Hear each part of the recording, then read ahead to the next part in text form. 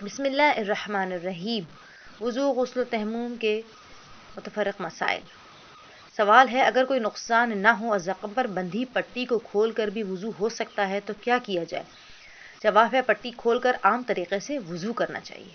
سوال نمبر 2، اگر شک ہو کہ میری شرعی ذمہ داری تیمم ہے یا وضو جبیرہ تو کیا کرنا چاہیے؟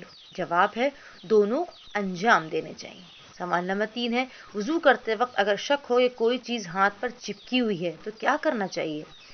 جواب ہے، اس کا تحقیق کر کے اس کو وہاں سے ہٹائیں اور پھر وضو کریں۔ سوال نمبر 4، اگر وضو کے بعد اس کے ٹوٹنے کا شک ہو تو کیا کرنا چاہیے؟ جواب ہے، یہ سمجھنا چاہیے کہ میرا وضو ابھی باقی ہے۔ سوال نمبر 6، اگر نماز سے پہلے یہ شک ہو کہ معلوم نہیں میں نے وضو کیا تھا یا نہیں کیا تھا تو کیا ذمہ داری ہے؟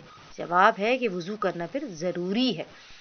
سوال نمبر 7، اگر نماز کے درمیان میں شک ہو کہ شاید میں نے وضو غلط کیا ہے تو کیا کرنا چاہیے؟ جواب ہے، شک پر توجہ نہ دے اور نماز کو جاری رکھے۔ سوال ہے، سچی اور جھوٹی قسموں کے برے اثرات کو ختم کرنے کے لیے کس وضو کی تاکید ہے؟ تو جواب ہے، نماز عشاء کے لیے تجدید وضو ایسی قسموں کے برے اثرات ختم کر دیتا ہے۔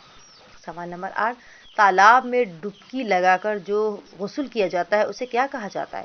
تو اسے غسل ارتماسی کہتے ہیں۔ کیا کئی غسلوں کی نیت کر کے ایک غسل انجام دیا جا سکتا ہے؟ جی ہاں، بالکل انجام دیا جا سکتا ہے۔ سوال نمبر 10، اگر واجب غسل ادا کرنے کا وقت نہ ہو اور نماز قضا ہونے والی ہو تو کیا کرنا چاہیے؟ تو پھر اس کا جواب ہے، تیمم کر کے فوراً نماز پڑھنی چاہیے اور بعد میں واجب غسل انجام دینا چاہیے۔ وصلی اللہ علی محمد وآل محمد فعجل فرجہم۔ کائنڈلی ہمارے چینل میسیج آف اہل بیت کو سبسکرائب کیجیے۔